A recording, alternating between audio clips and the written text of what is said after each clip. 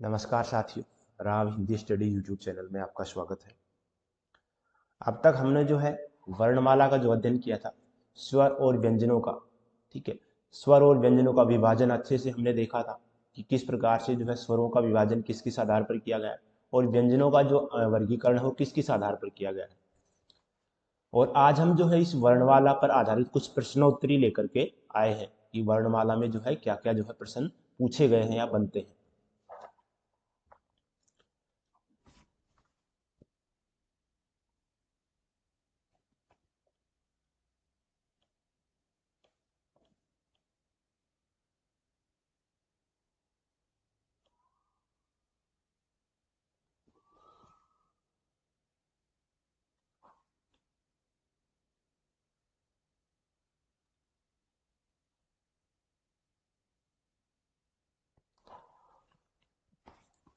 तो आज का हमारा जो पहला जो सवाल है वो है कि भाषा की सबसे छोटी इकाई है।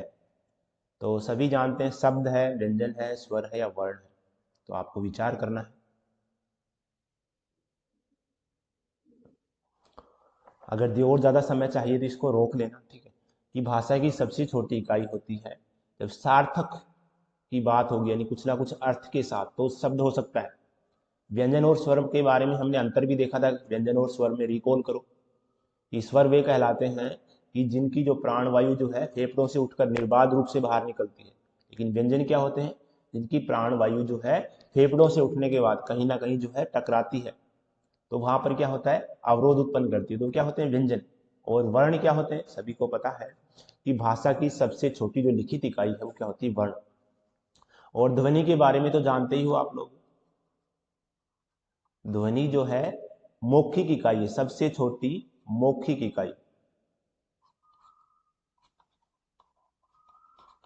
सबसे छोटी। ऐसे ही इसको कह सकते हैं कि भाषा की सबसे लघुतम इकाई। तो लघु का मतलब भी क्या होता है? छोटा। और दीर्घ का मतलब क्या होता है? बड़ा। तो ऐसे भी सवाल पूछा गया कि भाषा की सबसे छोटी मौखिक या फिर सब भाषा की सबसे लघुतम मौखिक इकाई तो क्या होती है? वो ध्वनि। ठीक है, इसको भी ध्यान रखेंगे, मौखिक वाली को भी। और ये क्या है? लिखित इकाई। सबसे छोटी या लघुतम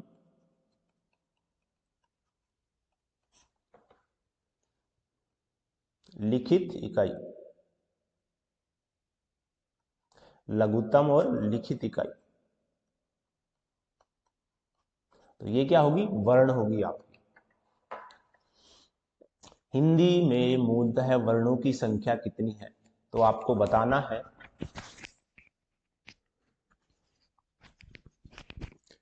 विचार करना है कि हिंदी में मूलतः वर्णों की संख्या कितनी है? 50, 51, 52 और 53।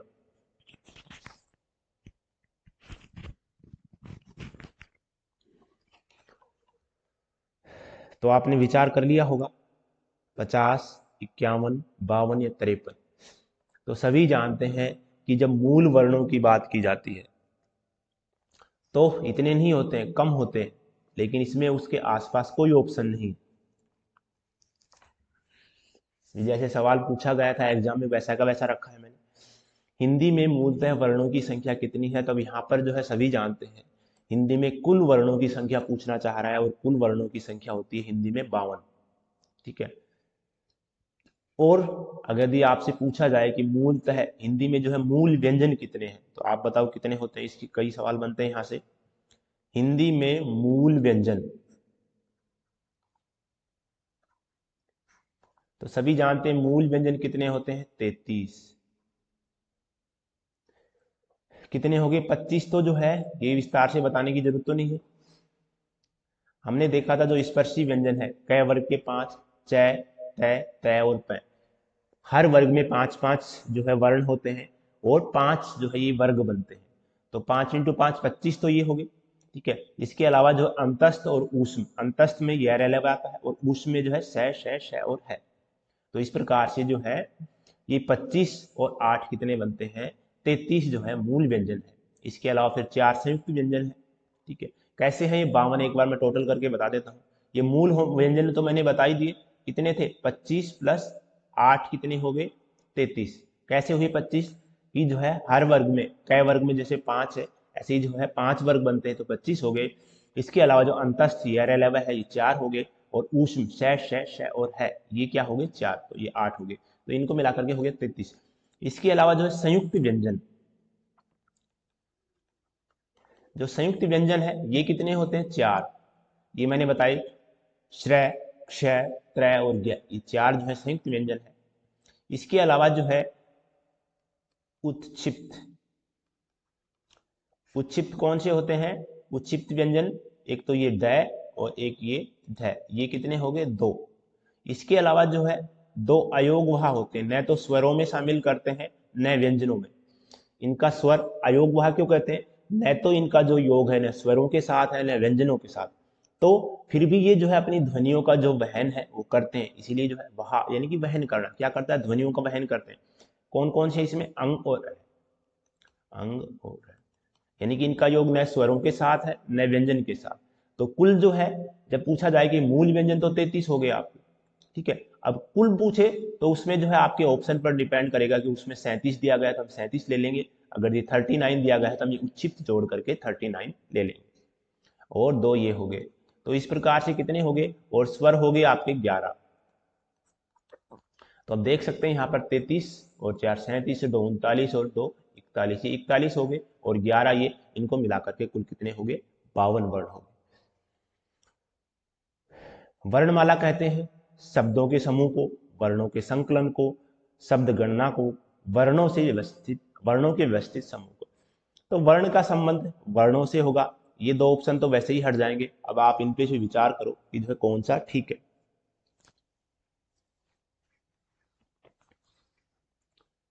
वर्णों के संकलन को, इस पे आपको सोचने की जरूरत है, क्यों कि वर्णों का संकलन तो हम जो है क को शुरू में रख देंगे, ए को लास्ट में रख देंगे तो भी वो उसका संकलन हो जाएगा, लेकिन वर्णमाला क्या होती है हमारी, वर्णों का व्यवस्थित समूह होता है। जब भी हम, आपने जो है बचपन में से लेकर के आज तक खूब जो है इसकी वर्णमाला पढ़ी है, तो हम उसमें देखते हैं कि सबसे पहले जो है ए आता है और लास्ट में जो है ज्ञानी तक हम जाते हैं, ये क्या है, इसका व्यवस्थित क्रम है, और यही क्या कहलाता है वर्णमाला। नहीं कि ऐसे ही नहीं है कि हमने जो क को पहले रख दिया ए को बाद में रख दिया, ये जो है वर्णमाला नहीं है, ये तो क्या हो जाएगा वर्णों का संकलन। लेकिन यहाँ पर जो है वर्णों का संकलन भी देते, यहाँ पर क्या देगा वर्गों का संकलन, वर्ग कौन कौन से होते हैं, क वर्ग, च वर्ग, त वर्ग, प वर्ग, प वर्ग। अगर यहाँ पर ये कहते कि वर्णों का संकलन, तो उससे ज्यादा भी जो बेहतर आंसर क्या होता कि वर्णों का व्यवस्थित समूह। इसको ध्यान रखना कि जो है वर्णमाला के अंदर क्या होता है, वर्णों का व्यवस्थित समूह, ठीक है, लेकिन संकलन मात्र नहीं है, न तो वर्गों का न वर्णों का, ठीक है, ये भी थोड़ा ध्यान रखना, क्या होता है व्यवस्थित समूह होता है। चलिए नेक्स्ट क्वेश्चन पर, क्षय ध्वनि किसके अंदर आती है, तो ये सभी को पता होना चाहिए क्षय जो ध्वनि है ये किसके अंदर आती है, तो मूल स्वर है, तो ये आपको बताना है मूल स्वर है, घोष है, संयुक्त है या फिर तालव्य है। तो मूल स्वर तो सभी जानते हैं, क्षय के अंदर जो है कोई ये मूल स्वर नहीं है, मूल स्वर तो होगी हमारे ए आ ई और ये, ठीक है, उसके अलावा उसमें कुछ जो है संयुक्त स्वर है, कुछ दीर्घ स्वर है, वो हमने विस्तार से अध्ययन किया है। और घोष वर्ण, घोष वर्णों का जो है किससे संबंध है, ये भी मैंने अच्छे से जो है किया है कि सभी जो है घोष कह दें या सघोष कह दें, एक ही बात है, सभी जो है स्वर क्या होते हैं घोष होते हैं। इसके अलावा किसी भी हर वर्ग का तीसरा, चौथा और पांचवा, पहला और दूसरा क्या होता है अघोष, हर वर्ग का तीसरा, चौथा और पांचवा क्या होता है घोष वर्ण होता है। तो आपको बताना है कि क्षय क्या है, एक संयुक्त जो है ध्वनि है या वर्ण है, कैसे है देखते हैं। इसमें किस किस से मिलकर बना है ये भी विचार करो, कई बार एग्जाम में पूछा क और श, ये है, ठीक है, अगर इसको भी कोई अलग करवाना चाहे तो ये स और ये ऐसे भी दे सकता है, ठीक है। तो ये है क्षय ध्वनि, ठीक है। इस क्षय के अंदर क्या होता है, क्षय के अंदर क तो आधा होता है और श पूरा होता है ए के साथ। अब चाहे इसको अलग करके लिखो या फिर इसमें मिला के लिखेंगे तो ये हलंत हटा देंगे, अलग से लिखेंगे तो ये हलंत लगा करके इसमें ए लिख देंगे। तो ये क्या है, एक संयुक्त वर्ण है। निम्न में से कंठ ध्वनि कौन सी है, आपको बताना है कि जो है कंठ ध्वनि कौन सी है, कै ख है, ह्य है, जय जय है और टैण है। तो कंठ ध्वनियों के अंदर जो है क्या क्या आता है आपको पता होना चाहिए।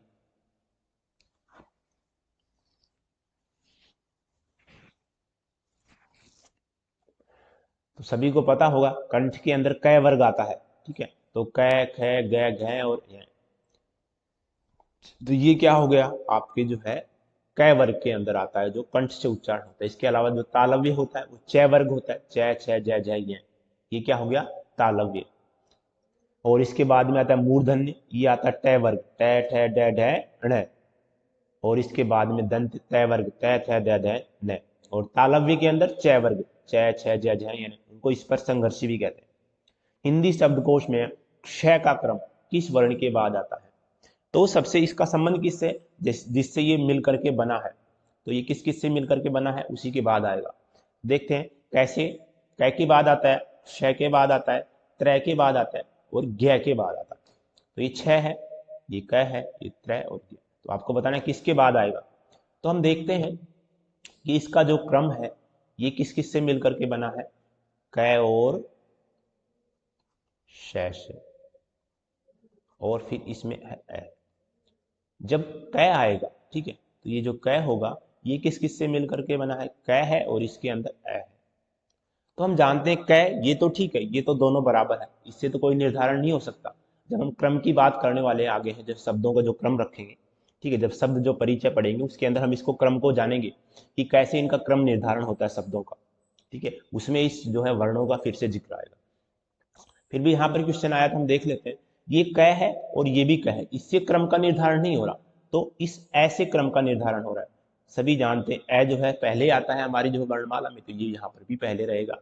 और ये स जो है बाद में आया है, बाद में आता है, कहाँ पर आता है, सभी जानते हैं कि ये ऊष्म व्यंजन में, सभी जो है व्यंजनों जो है वर्गीय जो व्यंजन है उनके बाद में अंतस्थ आता है, फिर जो ऊष्म व्यंजन आता है। तो ये लगभग जो है अंतिम अंतिम जो है अवस्था है हमारी व्यंजनों की, उसके बाद जो है संयुक्त व्यंजन आ जाते हैं। तो जो है ये तो लास्ट में आ रहा है, जबकि ए तो हमारी शुरुआत में पहला ही वर्ण है, तो ये पहले आएगा और अंत में आएगा। तो ये क्या आएगा, सबसे पहले आएगा, इसके बाद में क्षय आएगा। ज्ञ वर्ग किन वर्णों के संयोग से बना है? तो आपको बताना है जय और य, लेकिन ये दोनों पूरे दिए गए हैं, ये भी विचार करना है। इसमें जय आधा है और यह पूरा है, ये जय और ध है, ये जय और न और ये से मिलकर के। तो आपको बताना है कि ज्ञ ज्ञानी जो है किससे जो है मिलकर के बना है।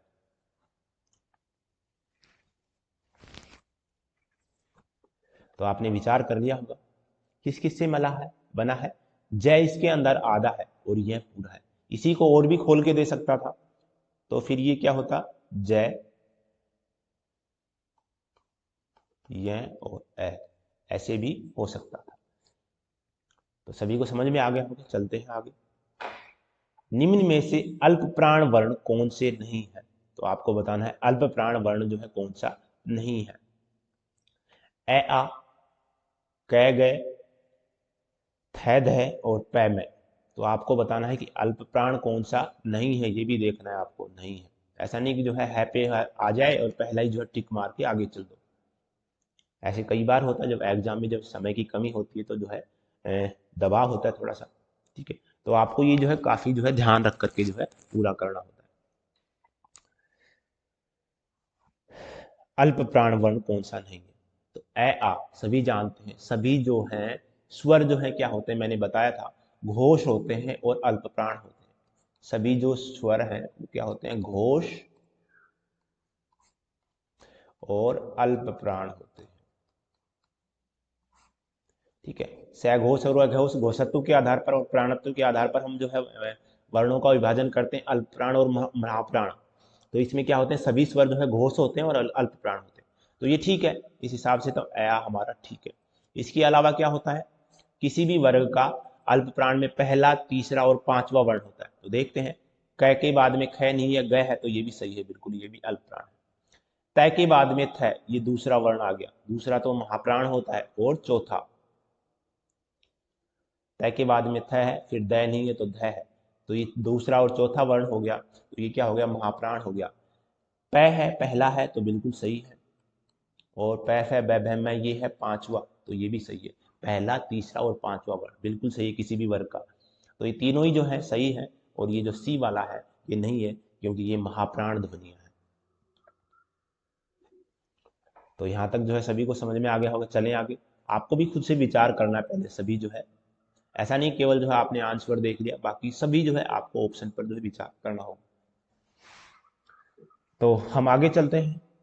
निम्न में से, अच्छा एक ऊपर वाला सवाल है, क्वेश्चन नंबर 9, अघोष वर्ण कौन सा है? आपको सबसे पहले पता होना चाहिए कि अघोष क्या होता है, सघोष क्या होता है, अघोष में कौन कौन से वर्ण शामिल होते हैं और सघोष में कौन कौन से। अ, ज, है और श।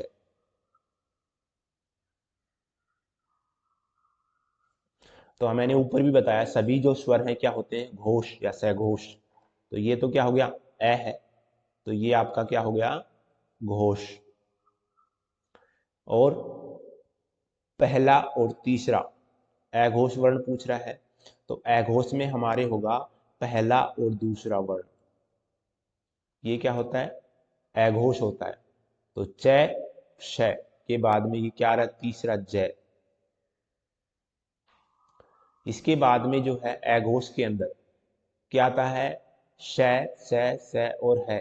सभी जानते हैं हम जो ऊष्म वाले जो व्यंजन है, ये और ये, तो दोनों क्या हो गए, ठीक है। 11 तो किस में आता है, सघोष में। और जो है, तो आपको पता चल गया होगा, ठीक है, कि भाई जो है 11 तो क्या होता है, सघोष, और जो ऊष्म व्यंजन होते हैं श, श, स और है, ये क्या होते हैं, अघोष। तो अपना जो तीसरा, सॉरी जो बी जो ऑप्शन है, ये क्या है, अघोष है। कैसे है ये भी पता चल गया होगा कि पहला और दूसरा जो वर्ण होता है वो क्या होता है, किसी भी वर्ग का घोष होता है।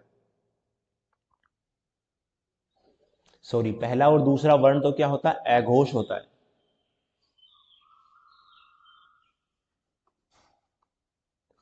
पहला और दूसरा वर्ण तो क्या हो गया, अघोष। तीसरा, चौथा और पांचवा क्या होता है, सघोष। और यहाँ पर क्या है, च और छ तो नहीं दिया गया है, तो ज तीसरा वर्ण है च वर्ग का, इसीलिए क्या है, सघोष है। ठीक है, चले आगे। निम्न में से नासिक के व्यंजन कौन सा है? नासिक के और जो है अनुनासिक, मैंने बताया था, इसी को क्या कहते हैं, नासिक के व्यंजन को अनुस्वार भी कहते हैं। लेकिन अनुनासिक और निर्नुनासिक के बारे में हमने अलग से बात की थी, तो इन पर विचार करो, आपके जो है दिमाग में अब तक है या नहीं है।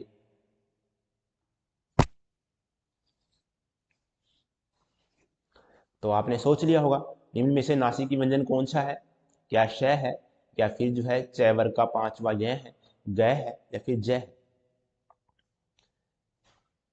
तो भाई नासिकी व्यंजन कौन सा होता है, पंचम वर्ण। तो पंचम वर्ण कौन सा है, ये इसका च वर्ग का, च, छ, ज, झ, य। तो ये क्या है, नासिकी व्यंजन। इसी को क्या कहते हैं, अनुस्वार भी कहते हैं। लेकिन अनुनासिक नहीं कहते, अनुनासिक किसे कहते हैं, इस वाली मात्रा को। और नासिक के ध्वनि की या अनुस्वार की मात्रा क्या होती है, ये जो चंद्र बिंदु है, इसको क्या कहते हैं, स्वर के साथ आता है, और इसको क्या कहते हैं, अनुनासिक। और ये किससे, मुख और जो है नाक दोनों से जो है इसका उच्चारण होता है, न कि अकेले जो है। ऐसा नहीं कि अनुनासिक जो है लग रहा है तो जो है कर दें कि नाक, नाक से नहीं। ये मैंने अच्छे से बताया था वहां पर, ये भी सवाल पूछा गया है कि जो है अनुनासिक जो ध्वनिया है इनका उच्चारण कहाँ से होता है, मुख और नाक दोनों से। ये भी सवाल पूछा गया है एग्जाम में। घ का उच्चारण स्थान कौन सा है? तो सभी जानते हैं, क्या मूर्धा है, कंठ है, तालु है, या फिर दंत है। दंत के अंदर तय वर्ग आता है, तालु के अंदर च वर्ग आता है, सभी को पता है। कंठ के अंदर क वर्ग आता है, और मूर्धा के अंदर जो है ट वर्ग आता है। ट वर्ग, च वर्ग, और सॉरी यहाँ पर क वर्ग हो गया, ये च वर्ग हो गया, और ये तय वर्ग हो गया। तो अब यहाँ पर आप देख पा रहे हो, घ जो है कंठ वर्ण जो है, यहाँ पर पूछा गया कि घ का उच्चारण, ठीक है, ये क्या है, घ का उच्चारण स्थान कौन सा है, क वर्ग। ए और आई वर्ण क्या कहलाते हैं? तो आपको बताना, अच्छा सवाल है, ठीक है। थोड़ा सा विचार करना है, बहुत ज्यादा कठिन भी नहीं है। क्या नासिके है, क्या मूर्धन्य है, या कंठोष्ठ है, या फिर कंठ तालव्य है। ठीक है, पूछा भी गया है। ओ और औ को लेकर के भी सवाल पूछा गया है, और ए और आई को लेकर के भी सवाल पूछा गया है।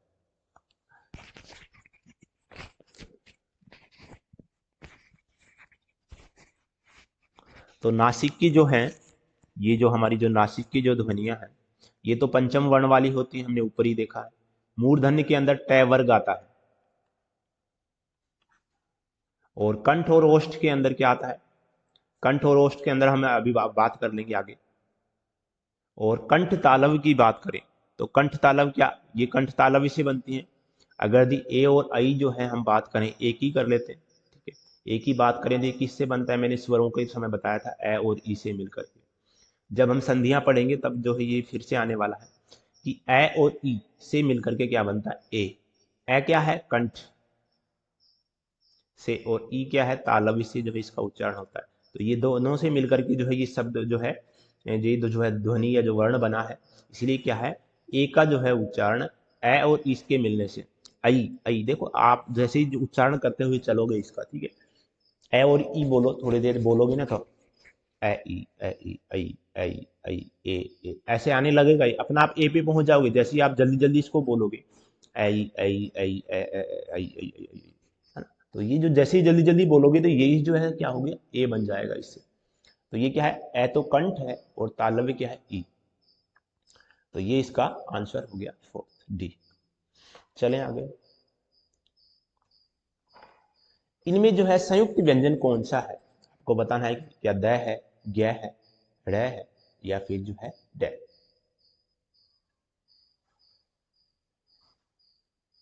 ये कौन सा, ये बताना है आपको कौन सा वर्ण है, मुझे कौन से वर्ग में आता है, क्या है?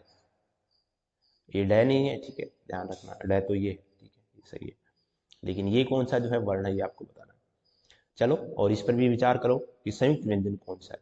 ये क वर्ग का पंचम वर्ण है, क ख ग घ ऐ जो बोलते हैं, ये वो है, ठीक है। संयुक्त व्यंजन क्या है?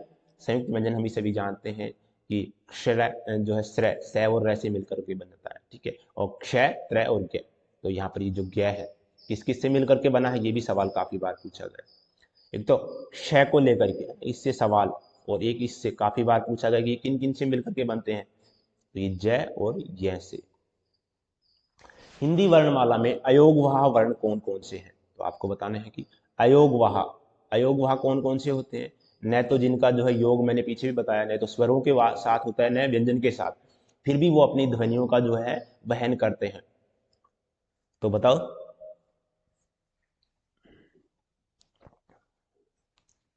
क्या ए आ है, ई है, ऊ है, अंग है? तो अयोगवाह क्या क्या होते हैं? अंग और अ है। ये क्या है? अयोगवाह। न तो ये स्वर है न ये व्यंजन है, लेकिन दोनों के साथ जो अपनी ध्वनियों का वहन करते हैं।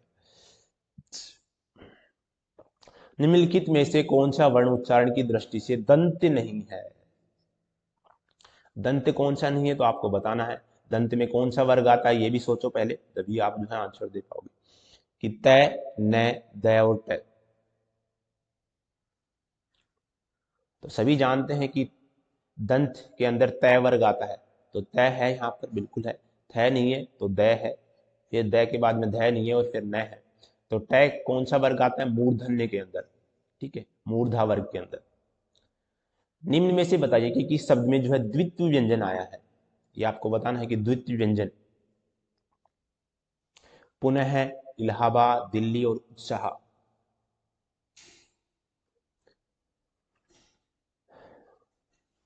तो उस विचार कर लिया होगा।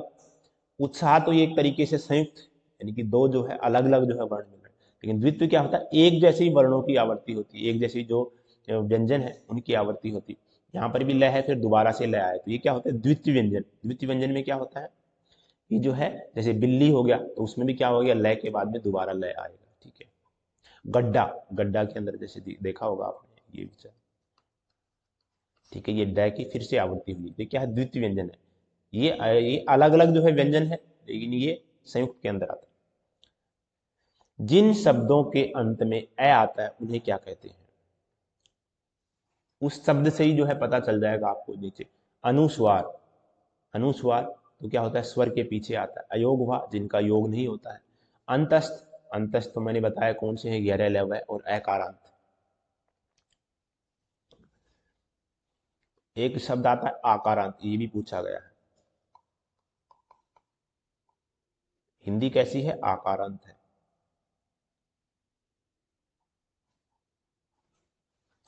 एक जो है आपको ये बताना है कि कौन सी जो बोली है जो बच्चे कंपटीशन की एग्जाम तैयारी कर रहे हैं उनके लिए है ये सवाल कि ओ कारांत कौन सी बोली है या भाषा है और ई कारांत कौन सी है।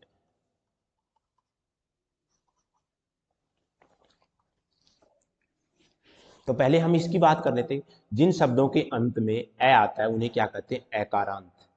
जैसे राम, ये मैं के साथ में क्या होता है, ए है, तो ये क्या है, ये हटा दे रहा हूं, ठीक है। राम, ये क्या है, एकारांत है, क्योंकि क्या है, ए अंत में आ रहा है, ये मैं के साथ में क्या है, ए है, तो ये क्या हो गया, एकारांत। जिसके भी उच्चारण में जो है लास्ट में ए का उच्चारण होगा तो उसे हम क्या कहेंगे, एकारांत। आकारांत में क्या होता है, अपनी जो हिंदी भाषा है ये क्या है, आकारांत है। जैसे इनके क्रिया रूपों की देखें तो खाना, पीना, सोना, नहाना, धोना, तो अंत में क्या आता है, आ। जैसे मैंने लिखा खाना, तो ये क्या है, न के साथ में आ है, ये क्या है, आकारांत है, ठीक है। आ का जो है अंत में जो है उच्चारण होता है उसे क्या कहते हैं, आकारांत। ओकारांत, खायो, पियो, सोयो, नहायो, तो ये किस में होता है, पियो नहीं, पियो होगा, ठीक है, इसको ठीक है। खायो, पियो, नहायो, धोयो, सोयो, ये किस में होता है, ब्रज भाषा, कैसी है, ओकारांत। ईकारांत कौन सी है, अवधि भाषा। खायो, पियो, सॉरी, ये उकारांत में भी आता है, ठीक है। जब ये उकारांत में क्या होता है, खायो, पियो, ये क्या होगा, उकारांत हो गया, ठीक है।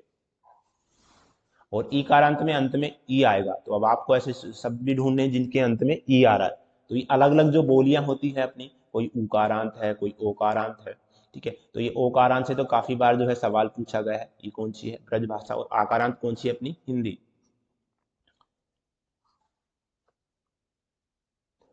तो यहाँ पर हमें जो है ए का जो शब्द है ये हो गया था हमारा एकारांत। जिन शब्दों के अंत में ए आता है उन्हें क्या कहते हैं, एकारांत।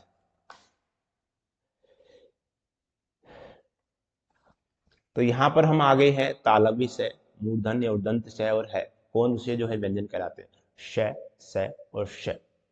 श, श और स और है, कौन से व्यंजन कहलाते हैं, प्रकंपी है, स्पर्श है, संघर्षी है, फिर स्पर्श संघर्षी है। तो आपको बताना है।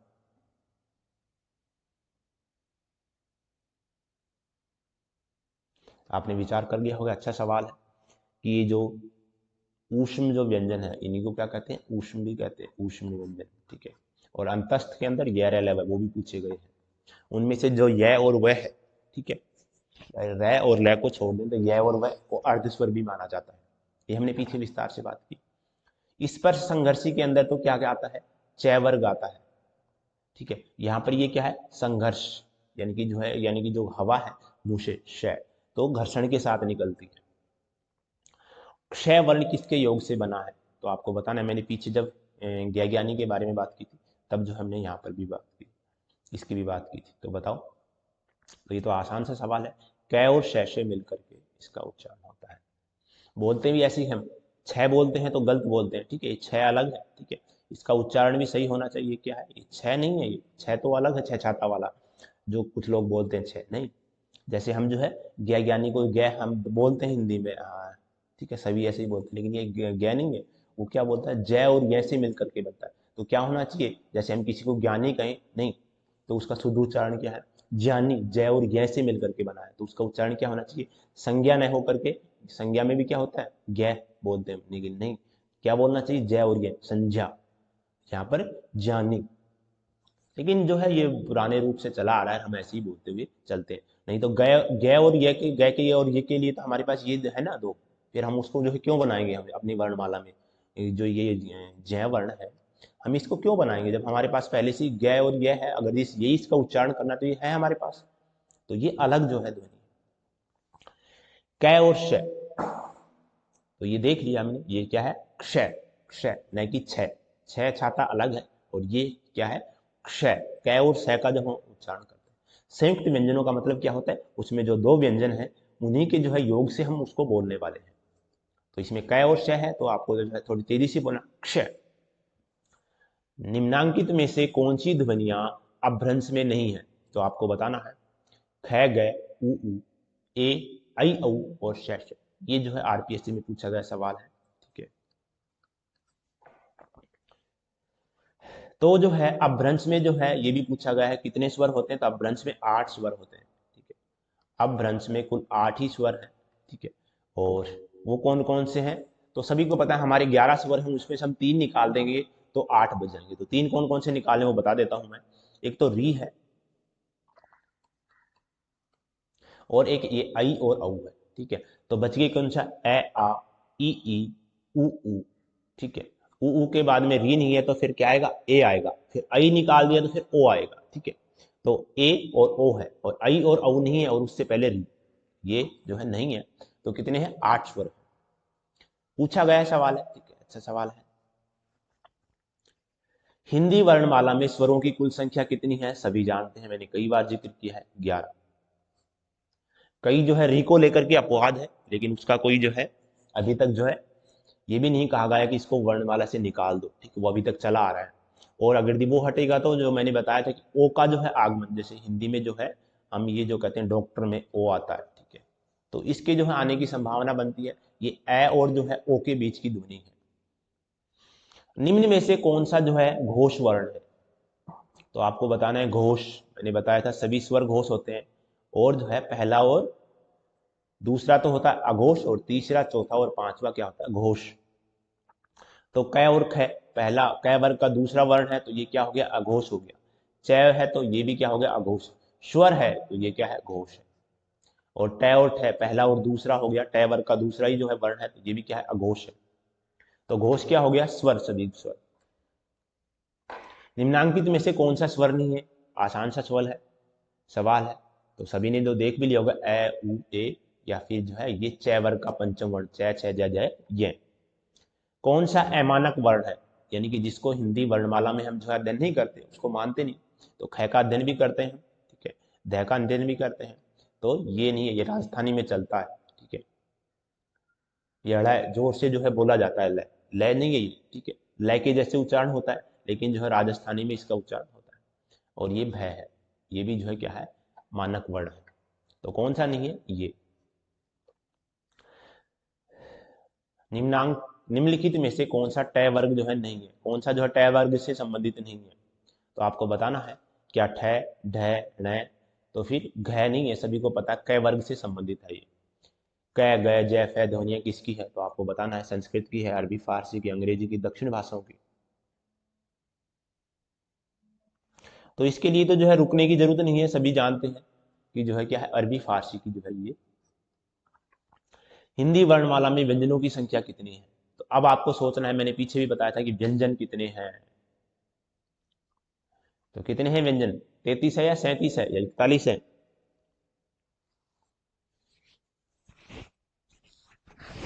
तो यहाँ पर जो है व्यंजनों की संख्या पूछिए। अगर दी हम जो है मूल जो व्यंजनों की बात करें, देखो तो कितने होते हैं, 33, तो हमारे सामने है ऑप्शन। अगर दी हम जो है इसमें संयुक्त व्यंजन भी जोड़ते हैं तो 37 बनने चाहिए, 4 जो है संयुक्त व्यंजन है, तो 37 तो कोई ऑप्शन में है ही नहीं यहाँ पर। ठीक है, तो ये भी ध्यान रखना है आपको। स्थान के आधार पर बताइए कि मूर्धन्य व्यंजन कौन से हैं, तो मूर्धन्य कौन से होते हैं, सभी को पता है, क्या ग ग और घ है, ज और झ है, ड और ढ है, प और फ है। तो ग और घ तो कंठ है, ये तालव्य से है, च वर्ग, च छ ज झ।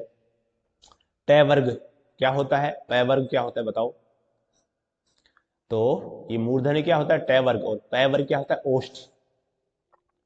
निम्नांकित में से कौन सा जो है पश्च स्वर है, मैंने बताया था आपको ध्यान रखना है, कैसे ध्यान रखना है, अग्र स्वर कौन कौन से हैं, मध्य कौन से हैं, और पश्च कौन से हैं। तो इसमें से दो तो ये तो व्यंजन हो गए, ये तो हम वैसे ही काट देंगे। ठीक है, अब बच गए आ और ई, तो आपको बताना है।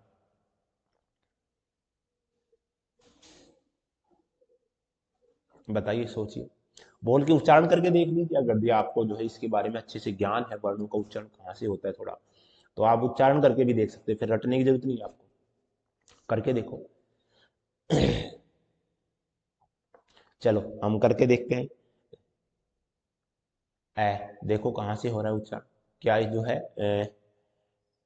क्या जीव का अगला हिस्सा काम करता है, मध्य वाला करता है या फिर पीछे का? या फिर आ, ई, ई, ई, हा, आ। तो सभी को पता है, मैंने बताया था ए को ध्यान रखो, ए तो क्या है, मध्य स्वर। ठीक है, इसके अलावा जो है ई से बनने वाले क्या है, सभी अग्र हैं, छोटी ई और बड़ी ई। और इनसे बनने वाला ए और ऐ, ये भी क्या है, अग्र स्वर है। और ये क्या है, पश्च स्वर। आ और उ, आक हो गया, और ऊ से बनने वाले जो भी हो सब पीछे वाले हैं। उ और ओ औ, ये सब क्या है, पश्च स्वर। अनुस्वार व्यंजन कौन से होते हैं? तो आपको बताना है अनुस्वार व्यंजन कौन से होते हैं। इसी से मिलता जुलता पहले भी सवाल आया है, नासिक की व्यंजन वाला। ठीक है, यहाँ पर वैसे अनुनासिक वाला सवाल रखना चाहिए था। चलो ठीक है, जो भी है। तो वर्ग के प्रथम अक्षर, तृतीय अक्षर, चतुर्थ अक्षर और पंचम अक्षर तो बताना है आपको। तो सभी जानते हैं वर्ग के जो पंचमा अक्षर है, ये जो वर्ग के पंचमा अक्षर है, यानी कि जो है ये जो हम बोलते हैं, ये वाली बिंदी वाला कंगन जो बोलते हैं ना, कंगन। निम्नलिखित में से कौन सा जो है अयोग भाव है? क्या विसर्ग है, महाप्राण है, संयुक्त व्यंजन है, अल्पप्राण है? अच्छा सवाल है, और हमने थोड़ी देर पहले जिक्र भी किया है। ठीक है, तो अनुस्वार क्या होता है, बताओ? ये होते हैं अंग और अह। तो ये जो अह क्या हो गया, विसर्ग है, तो ये तो यहां पर दिया गया है विसर्ग, ये। ठीक है, और ये क्या है, अनुस्वार, अनुस्वार वाली बिंदी। हिंदी वर्णमाला में स्वरों की संख्या कितनी है? तो पहले भी सवाल आया है, 11, ये सभी को पता है। क्षय, सॉरी, छह है, क्षय नहीं, छह ध्वनि का उच्चारण स्थान है, तो छह का बताओ, छह छाता का। क्या दंत है, ओष्ठ है, तालव्य है, फिर वत्स है? चय वर्ग की जो है उच्चारण कहाँ से होता है, सभी को पता होगा, चय का तालव्य से। ठीक है, चय, छय, जय, जय और ये। कंठोष्ठ, पीछे हमने बात की थी, आगे आने वाला है सवाल, ये आ गया है। कंठोष्ठ ध्वनि का उदाहरण है, बताइए। औ है, ए है, क है या फिर तय? क तो कंठ है, तो ये नहीं है, और तय क्या है, तालव्य, ये भी नहीं है। अब जो है इसको बताना है, ये पीछे हमने बात की थी, ए और ई से मिलकर के बना है, और ये ए और ओ से, और ओ जो है ए और ऊ से मिलकर के बनता है। तो आपको बताना है कि कंठोष्ठ ध्वनि का उदाहरण है।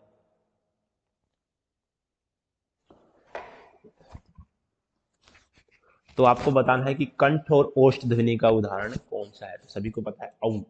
हमने जो पीछे कंठ तालव्य की बात की थी, कंठ ए हो गया और ई हो गया तालव्य। निम्नलिखित में से कौन सा एक संयुक्त व्यंजन नहीं है? क्षय है, शय, त्रय और ज्ञ। तो संयुक्त व्यंजन जो है कौन सा नहीं है? तो सभी जानते हैं, ये अक्षर, ये जो स है, ये जो है संयुक्त व्यंजन नहीं है। ये भी है, त्रय भी है, ये क और स से मिलकर के बना है, तय और रै से मिलकर के, ये जय और य से मिलकर के। भाषा निर्माण की इकाइयों का सही अनुक्रम है, बताओ? अच्छा सवाल है। ठीक है, क्या शब्द, ध्वनि, वाक्य और पदीय क्रम है? क्या शब्द, वाक्य, ध्वनि और पदीय क्रम है? पद, वाक्य, ध्वनि और शब्द, ध्वनि, शब्द, पद और वाक्य? ये सवाल मैंने कराया नहीं, लेकिन फिर भी जो है पता होना चाहिए, सामान्य जानकारी का सवाल ऐसा कुछ जो है। तो हम सभी जानते हैं ध्वनि, मैंने कहा था कि जो है भाषा की सबसे छोटी या लघुतम इकाई कौन सी है? ध्वनि है। ठीक है, अगर दी वर्ण होता तो हम इसके बाद रखते। ठीक है, अगर यहाँ पर वर्ण का जो क्रम होता तो हम यहाँ पर क्या रख देते? वर्ण। क्या है ध्वनि, क्या है ये? वर्ण से भी छोटी इकाई। भाषा की सबसे लघुतम इकाई क्या है? ध्वनि है। उसके बाद में क्या आता है? वर्ण आता है, फिर आता है शब्द, यानी कि वर्णों का जो है सार्थक समूह होता है शब्द। पद क्या होता है? जब शब्द जो है वाक्य के अंदर जो है आ जाता है, उसका संबंध जो है बाकी अन्य पदों से स्थापित हो जाता है, तो उसे क्या कहते हैं? पद। और वाक्य तो सभी जानते हैं, जो है सबसे बड़ा जो है एक पूर्ण इकाई है, इसकी भाषा की पूर्णतम इकाई क्या है? वाक्य। तो ये इसका क्रम हो गया।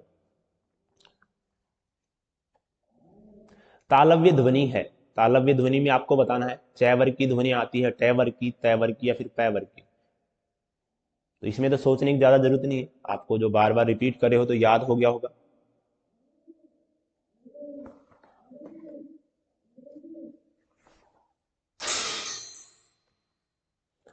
तो जो च वर्ग है, ठीक है, च वर्ग जो है किसके अंदर आता है, तालव्य के अंदर, ध्यान रखना। इसी को जो है स्पर्श संघर्षी भी कहते हैं इसी को। तो जो च वर्ग है तालव्य के अंदर, ट जो है सभी जानते हैं मूर्ध, मूर्धा, और तय दंत और पै ओष्ठ के अंदर आता है। निम्नांकित में से उच्चारण स्थान के आधार पर कंठ से लेकर के मुख विवर में उच्चरित व्यंजन ध्वनियों का सही अनुक्रम है, तो आपको बताना है। जैसे वर्गों का क्रम है वैसे ही उनका उच्चारण का भी क्रम है, तो आप सोचो कौन सा है। क्या शुरुआत में कंठ आता है, पहले ऑप्शन से देखते हैं, फिर दूसरे में दिया गया कि पहला तालव्य आता है, या पहला दंत आता है, या फिर पहला ओष्ठ आता है। तो सभी जानते हैं सबसे पहले हम कंठ से, ये जो है उच्चारण स्थान जो है इधर से देखते हैं, तो सबसे पहले कंठ आएगा, फिर तालु आएगा, फिर जो है यहाँ पर जो है क्या दिया गया है, कंठ, ये हो गया। तालु मैंने बताया था जो ऊपर की तरफ जो है यूं लटका सा रहता है, जिसे हम जो है अलग अलग भाषा में कुछ कुछ बोलते हैं, तो ये क्या होता है, तालु होता है। इसके बाद में वर्ष कहते हैं मसूढ़े को, तो ये दांत का ऊपर का जो हिस्सा है मसूढ़ा हो गया।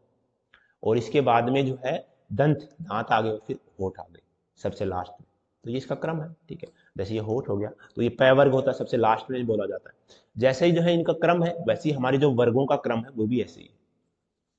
तो कंठ हो गया, उसके ऊपर जो तालु है, ठीक है। इसके बाद में अगर यदि मूर्धा होता तो ये मूर्धा ऊपर होता है दांतों से पहले का, जो मसूढ़ों से भी थोड़े पीछे जो होता है, लेकिन वर्ष दिया गया यहाँ पर मसूढ़ा होता है, उसके बाद में दांत हो गए और फिर जो है हमारे होठ हो गए।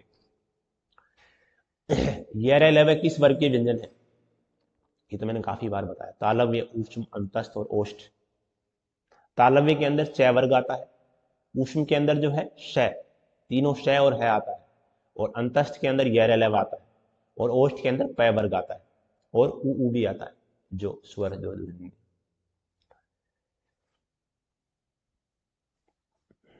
चलें आगे, अनुनासिक का संबंध है, ये सही है सवाल, ठीक है, पूछा भी गया है। अनुनासिक का संबंध होता है केवल नाक से, केवल मुंह से, नाक और मुंह दोनों से, इनमें से कोई नहीं। तो ऐसा नहीं कि भाई इसमें जो है अनु यानी कि पीछे और नासिक यानी कि नाक नाक आ रहा है, ऐसा नहीं।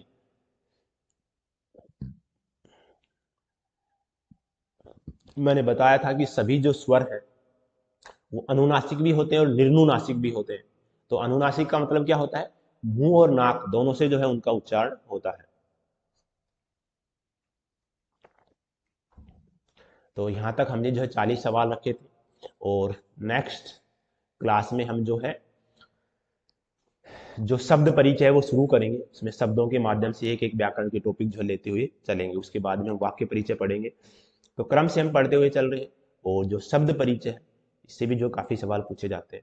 वर्णमाला से जो है, ये तो जो है वर्णमाला से तो फिर भी जो है बड़े एग्जाम में सवाल पूछे जाते हैं, यानी कि जो है कंपटीशन वगैरह में। लेकिन जो शब्द परिचय से जो है आपके जो है छोटे बच्चे हैं, उनके भी जो है क्लास में सेकंड थर्ड से ही जो है शुरू हो जाते हैं संज्ञा सर्वनाम, ठीक है। तो ये हम जो है सभी जो है देखने वाले हैं, संज्ञा सर्वनाम, इसमें कौन कौन से विकारी हैं, अविकारी पद हैं, शब्दों की उत्पत्ति कैसे हो रही है, सब जो है विस्तार से हम देखने वाले हैं। तो धन्यवाद साथियों, अगर जो है वीडियो पसंद आती है तो जो है लाइक करें और चैनल सब्सक्राइब करें। धन्यवाद साथियों।